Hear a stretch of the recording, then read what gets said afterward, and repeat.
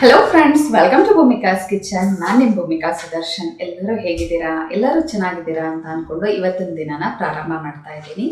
ಇವತ್ತು ನಾನು ನಿಮಗೆ ಯಾವುದೇ ಒಂದು ಅಡುಗೆ ತೋರಿಸ್ತಾ ಇಲ್ಲ, ಬದಲಿಗೆ ನಮ್ಮನೆ ಪಕ್ಕದಲ್ಲಿರುವಂಥ ನಾಗರ ಕಲ್ಲು ಅದನ್ನು ತೋರಿಸಿ ನಾನು ಮೊದಲು ಹೇಗೆ ಪೂಜೆ ಮಾಡ್ತಾ ಇದ್ದೆ, ಇವಾಗ ಹೇಗೆ ಬಂದು ಅದಕ್ಕೆ ನಮಸ್ಕಾರ ಮಾಡ್ತೀನಿ ಅಂತ ನಾನು ನಿಮಗೆ ಹೇಳ್ತೀನಿ. ಮೊದಲು ನನ್ನ ವಿಷನ್ ಇದ್ದಾಗ ನಾನು ಪ್ರತಿದಿನ ಬೆಳಗ್ಗೆ ಸೂರ್ಯೋದಯ ಆಗೋ ಟೈಮ್ಗೆ ಹೋಗಿ ಆ ನಾಗರಕಲ್ಲನ್ನ ಪೂಜೆ ಮಾಡಿಕೊಂಡು ಅಲ್ಲಿ ಸುಮಾರು ಹೊತ್ತು ಕುದಿರ್ತಿದ್ದೆ. ಯಾಕೆಂದರೆ ಅಲ್ಲಿ ಅರಳಿ ಮರ, ಬೇವಿನ ಮರ ಎಲ್ಲ ಇರೋದ್ರಿಂದ ಅದರಿಂದ ಒಂದು ಒಳ್ಳೆ ಆಕ್ಸಿಜನ್ ಬರುತ್ತೆ. ಅದಂತೂ ತುಂಬಾ ಚೆನ್ನಾಗಿರುತ್ತೆ. ಆ ಜಾಗದಲ್ಲಿ ಕೂತ್ಕೊಂಡ್ರೆ ಎದ್ದು ಬರೋಕ್ಕೆ ಮನಸ್ಸೇ ಬರಲ್ಲ, ಅಷ್ಟು ಚೆನ್ನಾಗಿರ್ತಿತ್ತು. ಇವಾಗಲೂ ಕೂಡ ಅಷ್ಟೇ ಖುಷಿಯಾಗಿ ಹೋಗಿ ಅಲ್ಲಿ ಕೂತ್ಕೊಳ್ತೀನಿ, ದೇವ್ರಿಗೆ ಬರೀ ನಮಸ್ಕಾರ ಹಾಕೊಂಡು ಬರ್ತೀನಿ. ಮೊದಲು ಪೂಜೆ ಎಲ್ಲ ಮಾಡ್ತಾ ಇದ್ದೆ, ಇವಾಗ ನಮಸ್ಕಾರ ಹಾಕಿ ಬರ್ತೀನಿ, ಅಷ್ಟೇ ವ್ಯತ್ಯಾಸ. ಜೊತೆಗೆ ಈ ದೇವ್ರದ್ದು, ಈ ನಾಗರಕಲ್ದು ಏನಪ್ಪ ಹೇಳಬೇಕು ಇಷ್ಟಪಡ್ತೀನಿ ಅಂದರೆ, ಗಣೇಶನ ಹಬ್ಬದ ದಿನ ಅಂದರೆ ಚೌತಿ ದಿನ ಅಂತೂ ತುಂಬ ಜನ ಬಂದು ಪೂಜೆ ಮಾಡ್ಕೊಂಡು ಹೋಗ್ತಾರೆ. ಆ ಪೂಜೆ ಮಾಡಿರೋದನ್ನ ನೋಡೋದಕ್ಕೆ ಒಂದು ಖುಷಿ ಆಗುತ್ತೆ. ಚೌತಿ ಅಷ್ಟೇ ಅಲ್ಲ, ಷಷ್ಠಿಯಲ್ಲಿ ಕೂಡ ನಾವು ಯಾವುದೇ ಒಂದು ಫಂಕ್ಷನ್ ಮಾಡಿದ್ರೆ, ಮದುವೆ ಕಾರ್ಯಗಳು ಮಾಡಿದ್ರೆ ಮೊದಲು ನಾಗರ ಪೂಜೆ ಮಾಡೇ ನೆಕ್ಸ್ಟು ನಾವು ಮದುವೆ ಕಾರ್ಯಗಳನ್ನೆಲ್ಲ ಮುಂದುವರಿಸ್ತೀವಿ. ಪ್ರತಿದಿನವೂ ಕೂಡ ನಮ್ಮ ಮನೆಯವ್ರಿಗೆಲ್ಲರೂ ಮೊದಲು ಆ ನಾಗರ ಕಲ್ಲಿಗೆ ನಮಸ್ಕಾರ ಮಾಡಿ ನಂತರ ಮುಂದಿನ ಕೆಲಸಗಳನ್ನ ಮಾಡ್ತೀವಿ.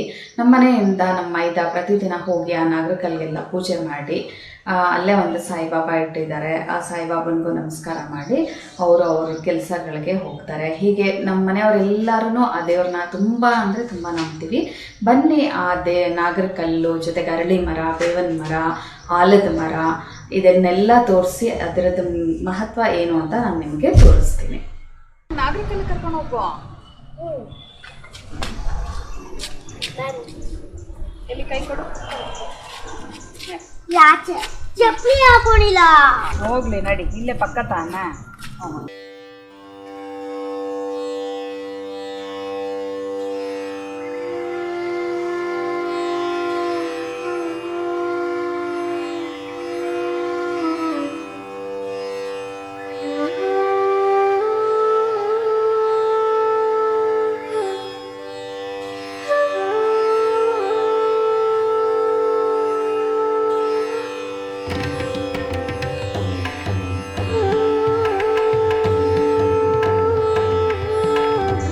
ಇಲ್ಲಿ ಅರಳಿ ಮರ ಜೊತೆಗೆ ಆಲದ ಮರ ಎರಡೂ ಇದೆ. ಇದು ನಮ್ಮ ಮಾವ ಅವರು ನನಗೆ ಹೇಳಿದ ಪ್ರಕಾರ 100 ವರ್ಷಕ್ಕೂ ತುಂಬ ಜಾಸ್ತಿ ಆಗಿದೆ ಈ ಮರಕ್ಕೆ. ಯಾಕೆ ಅಂದರೆ ಅವರು ನೋಡಿದಾಗಲೇ ಈ ಮರ ಎಷ್ಟು ದೊಡ್ಡದಾಗಿತ್ತಂತೆ. ಅಂದರೆ ಇವಾಗ ಎಷ್ಟು ದೊಡ್ಡದಾಗಿದೆ ಅಷ್ಟೇ ದೊಡ್ಡದಾಗಿ ಈ ಮರ ಇತ್ತಂತೆ. ಈ ಮರದ ಕೆಳಗಡೆ ಈ ಕಲ್ಲುಗಳೆಲ್ಲ ಇತ್ತಂತೆ, ಈ ನಾಗರ ಕಲ್ಲುಗಳೆಲ್ಲ. ಮಧ್ಯ ಮಾತ್ರ ಇರೋವಂಥ ಒಂದು ನಾಗರ ಕಲ್ಲು, ದೊಡ್ಡ ಕಲ್ಲು, ಅವರು ಎಲ್ಲೋ ಬರಬೇಕಾದ್ರೆ ರೋಡ್ ಮಧ್ಯದಲ್ಲಿ ಯಾರೋ ಇಟ್ಬಿಟ್ಟಿದ್ರಂತೆ. ಸೊ ಅದನ್ನು ಅವರು ದೇವರು ಅಂತ ಅಂದ್ಕೊಂಡು ಈ ಜಾಗಕ್ಕೆ ಬಂದು ಈ ಥರ ಒಂದು ಪ್ಲ್ಯಾಟ್ಫಾರ್ಮ್ ಮಾಡಿ ಈ ನಾಗರ ಕಲ್ಲನ್ನೆಲ್ಲ ಏನು ಕೆಳಗಡೆ ಮರದ ಕೆಳಗಡೆ ಇದ್ದಿದ್ದನ್ನೆಲ್ಲ ಈ ಥರ ಪ್ಲ್ಯಾಟ್ಫಾರ್ಮ್ ಮಾಡಿ ಇಲ್ಲಿ ಎಲ್ಲನೂ ಜೋಡಿಸಿದ್ದಾರೆ. ನಾವು ಪ್ರತಿದಿನ ಮನೆಯವ್ರಿಗೆ ಎಲ್ಲರೂ ಅಷ್ಟೇ ಯಾವುದೇ ಒಂದು ಕೆಲಸಕ್ಕೆ ಹೋಗಬೇಕಾದ್ರೆ ಮೊದಲು ಈ ನಾಗರ ಕಲ್ಲಿಗೆ ನಮಸ್ಕಾರ ಮಾಡಿ ನಂತರನೇ ನಾವು ಮುಂದಿನ ಹೆಜ್ಜೆ ಇಡೋದು. ಹಿಂದೆ ಇರೋ 3 ದೇವರು ಮಾತ್ರ ಯಾರೋ ಒಬ್ಬರು ಬಂದು ತುಂಬ ಕೇಳಿಕೊಂಡ್ರು, ನಾವು ನಾಗರ ಕಲ್ಲು ಪ್ರತಿಷ್ಠಾಪನೆ ಮಾಡಬೇಕು ಅಂದ್ಕೊಂಡಿದ್ದೀವಿ ಅಂತ ಅಂದ್ಬಿಟ್ಟು ಅವ್ರು ತುಂಬ ಕೇಳ್ಕೊಂಡಿದ್ದಕ್ಕೆ ಈ ಜಾಗದಲ್ಲಿ ಪ್ರತಿಷ್ಠಾಪನೆ ಮಾಡೋದಕ್ಕೆ ನಾವು ಅವ್ರಿಗೆ ಅವಕಾಶ ಕೊಟ್ಟು, ಈ ರೋಡಲ್ಲಿ ಪೂರ್ತಿ ಒಂದು ಪಕ್ಕ ನಾವು ಫುಲ್ ನಮ್ಮ ಫ್ಯಾಮಿಲಿಯವರೇ ಇದ್ದೀವಿ. ಅಂದರೆ ಎಲ್ಲ ನಮ್ಮ ಮಾವ ಅವರ ಅಣ್ಣ ತಮ್ಮದಿರು. ಹಾಗಾಗಿ ಈ ಪೂರ್ತಿ ಜಾಗ ಫ್ಯಾಮಿಲಿಯವರೇ ನಾವುಗಳಿರೋದು. ಈ ಜಾಗದಲ್ಲಿ ನಮ್ಮ ಅತ್ತೆ ತುಂಬ ಚೆನ್ನಾಗಿ ಹೂವಿನ ಗಿಡಗಳು ಎಲ್ಲನೂ ಹಾಕಿದ್ರು. ಮೊದಲು ಹಣ್ಣಿನ ಗಿಡ, ಹೂವಿನ ಗಿಡ ಎಲ್ಲ. ಇವಾಗ ಮೇಂಟೆನೆನ್ಸ್ ಮಾಡೋದಕ್ಕೆಲ್ಲ ಕಷ್ಟ. ಅವರು ಸ್ವಲ್ಪ ಕೋವಿಡ್ ಬಂದಾಗ ಹುಷಾರು ತಪ್ಪಿದ್ರು, ಹಾಗಾಗಿ ಮೇಂಟೈನ್ ಮಾಡೋದಕ್ಕಾಗಲ್ಲ ಅಂತ ಈ ನಡುವೆ ಬಿಟ್ಟು ಜೊತೆಗೆ ಇವಾಗ ಒಂದು ಎಲ್ಲ ಚೇಂಜಸ್ ಆಗಿದೆ. ಒಂದು ಶೆಡ್ ಕಟ್ಟಿದ್ದಾರೆ ಪುಟ್ಟದಾಗಿ. ಈ ಅರಳಿ ಮರದ್ದು ನಾನು ಒಂದು ಸ್ಪೆಷಲ್ ಏನಪ್ಪ ಅಂದರೆ, ಅರಳಿ ಮರದ ಒಳಗಡೆ ಆಲದ ಮರ ಬೆಳೆದಿದೆ. ಅರಳಿ ಮರ, ಆಲದ ಮರ ಎರಡೂ ಒಟ್ಟಿಗೆ ಇದೆ. ಜೊತೆಗೆ ಪಕ್ಕನೇ ಬೇವಿನ ಮರನೂ ಇದೆ.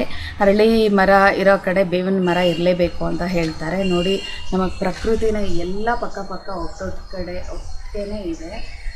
ಹಾಗಾಗಿ ಇದೇ ನಮ್ಮ ಮನೆಯವ್ರಿಗೆಲ್ಲರಿಗೂ ದೇವಸ್ಥಾನ ಇದ್ದಂಗೆ. ನಾವು ಏನೇ ಒಂದು ಕಾರ್ಯ ಮಾಡಬೇಕಾದ್ರೂ ಮೊದಲು ನಾವು ಇಲ್ಲಿ ನಮಸ್ಕಾರ ಮಾಡಿ ನಂತರನೇ ಮುಂದಕ್ಕೆ ಹೆಜ್ಜೆ ಇಡೋದು. ಇದಿಷ್ಟೇ ಅಲ್ಲ, ನಮ್ಮದು ಈ ಹಿಂದೆ ಕೂಡ ಇದ್ದಿದ್ದ ಜಾಗ ಎಲ್ಲ ಅಂದರೆ ಈ ಒಂದು ಬೌಂಡ್ರಿ ಕಂಪ್ಲೀಟ್ ನಮ್ಮ ರುಮಾಲೆ ಫ್ಯಾಮಿಲಿಗೆ ಸೇರಿರತ್ತೇನೆ. ನಮ್ಮ ಮಾವ ಅವರ ಅತ್ತೆದು.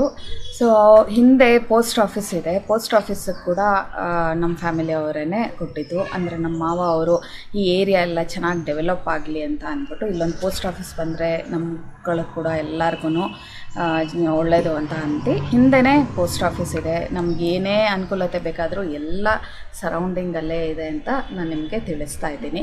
ಎದುರುಗಡೆ ಬಂದು ಜೂನಿಯರ್ ಕಾಲೇಜ್ ಇದೆ. ಸೊ ಸದಾ ಮಕ್ಕಳು ಆಟ ಆಡ್ತಾ ಇರ್ತಾರೆ. ಹೈಸ್ಕೂಲು ಜೊತೆಗೆ ಜೂನಿಯರ್ ಕಾಲೇಜ್ ಎರಡೂ ಇರೋದ್ರಿಂದ ಮಕ್ಕಳು ಆಟ ಆಡೋ ಸೌಂಡ್ ಎಲ್ಲ ಕೇಳಿಸ್ತಾ ಇರುತ್ತೆ, ಪಾಠ ಮಾಡ್ತಾ ಇರೋದೆಲ್ಲ ಮಾಸ್ಟರ್ಗಳದ್ದೆಲ್ಲ ಕೇಳಿಸ್ತಾ ಇರುತ್ತೆ. ಸರೌಂಡಿಂಗೇ ನಮಗೆ ತುಂಬ ಚೆನ್ನಾಗಿದೆ ಜಾಗ. ಇದನ್ನು ಹೇಳ್ಕೊಳ್ಳೋಕ್ಕೆ ತುಂಬ ಖುಷಿ ಪಡ್ತೀನಿ. ಜೊತೆಗೆ ನಮ್ಮ ಫ್ಯಾಮಿಲಿಯವರು ನಮ್ಗೆ ಈ ಥರ ಒಂದು ಗಿಫ್ಟ್ ಕೊಟ್ಟಿರೋದ್ರಿಂದ, ನಾವೆಲ್ಲ ಇಲ್ಲಿರೋದಕ್ಕೆ ಈ ಥರ ಒಂದು ಒಳ್ಳೆ ಜಾಗ ನಮಗೆ ಇಲ್ಲಿ ಕೊಟ್ಟಿರೋದ್ರಿಂದ ನನಗೆ ತುಂಬಾ ಖುಷಿಯಾಗುತ್ತೆ. ರುಮಾಲೆ ಫ್ಯಾಮಿಲಿಯವ್ರಿಗೆ ನಾನು ಈ ಮುಖಾಂತರ ಧನ್ಯವಾದಗಳನ್ನ ತಿಳಿಸ್ತೀನಿ. ಪಪ್ಪು, ಇವತ್ತು ನೀನು ಏನಂತ ಕೇಳ್ಕೊಂಡೆ ದೇವ್ರ ಹತ್ರ? ಕಣ್ ಬೆಳಿದಾರ ಮುಂಗೆ ಒಳ್ಳೇದ್ ಮಾಡಿ ಎಲ್ಲರಿಗೂ ಅಂತ ಕೇಳಿದೆ. ಹೌದಾ? ಆಮೇಲೆ ಸುಸ್ವಾಗತ ಸುಸ್ವಾಗತ ಅಂದ ಅಷ್ಟೇ. ಸುಸ್ವಾಗತ ಯಾರಿಗೆ? ದೇವ್ರಿಗೆ ಸುಸ್ವಾಗತ ಹೇಳ್ತಾರಾ? ದೇವ್ರಿಗೆ ನಮಸ್ಕಾರ ಅಂತ ಹೇಳಬೇಕು. ನಮಸ್ಕಾರನೂ ಅಲ್ಲದೆ ಸುಸ್ವಾಗತನೂ. ಹೌದಾ? ಇವಾಗ ಎಲ್ಲಾನು ಕಲಿತಾ ಇದ್ದಾಳೆ. ಅವಳಿಗೆ ಎಲ್ಲ ಅಕ್ಷರಗಳೆಲ್ಲ ಕನ್ನಡ, ಇಂಗ್ಲೀಷು, ಹಿಂದಿ ಪ್ರತಿಯೊಂದು ಚೆನ್ನಾಗಿ ಬರುತ್ತೆ. ಸೊ ಏನೇ ಕಲ್ತಿದ್ರು ಅದನ್ನು ದೇವ್ರ ಮುಂದೆ ಮೊದಲು ಬಂದು ಅವಳು ಹೇಳ್ತಾಳೆ. ಅದೇ ಅವಳು ಮಾಡೋ ಅಂಥ ಮೊದಲನೇ ಕೆಲಸ. ಜನಗಣಮನ ಅಂತೂ ಅದು ಎಷ್ಟು ಸಲ ಹೇಳ್ಕೊತಾ ಇರ್ತಾಳೆ ಅಂದರೆ ಪ್ರತಿದಿನ ದೇವ್ರ ಮುಂದೆ ಹೋಗ್ಬಿಟ್ಟು ಅವಳು ಹೇಳಿಬಿಟ್ಟೆ ಮುಂದಿನ ಕೆಲಸಗಳನ್ನ ಮಾಡೋದು. ಅಂದರೆ ಅಷ್ಟು ಸ್ಕೂಲಲ್ಲಿ ಏನೇ ಹೇಳ್ಕೊಟ್ರು ಅವಳು ಮೊದಲು ದೇವ್ರ ಮುಂದೆ ಹೇಳ್ತಾಳೆ. ದರಮನ್ ಕಲ್ ಬಲ್ಲಿ ಅಂತ ಕೇಳಿದೆ. ಆಮೇಲೆ ಸುಸ್ವಾಗತ ಅಂದೆ, ನಮಸ್ಕಾರ ಮಾಡಿದೆ. ನಿನಗೇನಂತ ಕೇಳ್ಕೊಂಡೆ? ನನಗಾಯ್ತು. ನನಗಂತೂ ನೀನು ಯಾವಾಗಲೂ ಕೇಳ್ಕೊತಾ ಇರ್ತೀಯ. ನಿನಗೇನು ಬೇಕು ಅಂತ ಕೇಳ್ಕೊಂಡೆ? ನನಗೆ ಚಾಕ್ಲೇಟ್ ಕೇಳ್ಕೊಂಡೆ. ಅಷ್ಟೇನಾ? ಇನ್ನೇನು ಬೇಡವಾ ನಿನಗೆ? ನೋಡಿ, ನನಗೋಸ್ಕರ ಪಾಪ ಯಾವಾಗಲೂ ಅಷ್ಟೇ, ಯಾವ ದೇವ್ರ ಮುಂದೆ ಹೋದ್ರೂ ಅಷ್ಟೇ ದೊಡ್ಡಮ್ಮಂಗೆ ಮೊದಲು ಕಂಡು ಬರಲಿ ಅಂತಾಳೆ.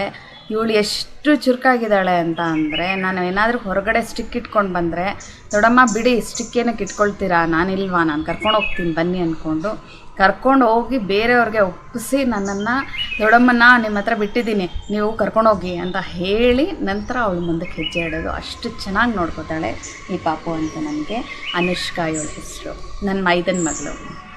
ನೋಡಿದ್ರಲ್ಲ ಇವತ್ತಿನ ಈ ನಾಗರಕಲ್ ವಿಡಿಯೋ. ನೀವು ಈ ನಾಗರಕಲ್ ವಿಡಿಯೋ ನೋಡಿ ನಿಮ್ಗೇನು ಅನ್ನಿಸ್ತು ಅಂತ ನಿಮ್ಮ ಅಭಿಪ್ರಾಯನ ಕಮೆಂಟ್ ಬಾಕ್ಸಲ್ಲಿ ತಿಳಿಸಿ. ಈ ವಿಡಿಯೋ ನಿಮ್ಗೆ ಇಷ್ಟ ಆದರೆ ಲೈಕ್ ಮಾಡಿ, ಶೇರ್ ಮಾಡಿ. ಯಾರೆಲ್ಲ ಇನ್ನೂ ಭೂಮಿಕಾಸ್ ಕಿಚನ್ಗೆ ಸಬ್ಸ್ಕ್ರೈಬ್ ಆಗಿಲ್ಲ ಆದಷ್ಟು ಬೇಗ ಸಬ್ಸ್ಕ್ರೈಬ್ ಆಗಿ. Thanks for watching. ಎಲ್ಲರಿಗೂ ಥ್ಯಾಂಕ್ಸ್ ಕೇಳಿ ಚಿನ್ನು. ಥ್ಯಾಂಕ್ಸ್. ಭೂಮಿಕಾ ದೊಡ್ಡಮ್ಮನಿಗೆ ಏನಾಗಲಿ ಅಂತ ಕೇಳ್ಕೊಳ್ತೀಯಾ? ಭೂಮಿಕಾ ದೊಡ್ಡಮ್ಮನಿಗೆ ಸಪೋರ್ಟ್ ಮಾಡಿ. Thank you. All bye bye. Bye bye.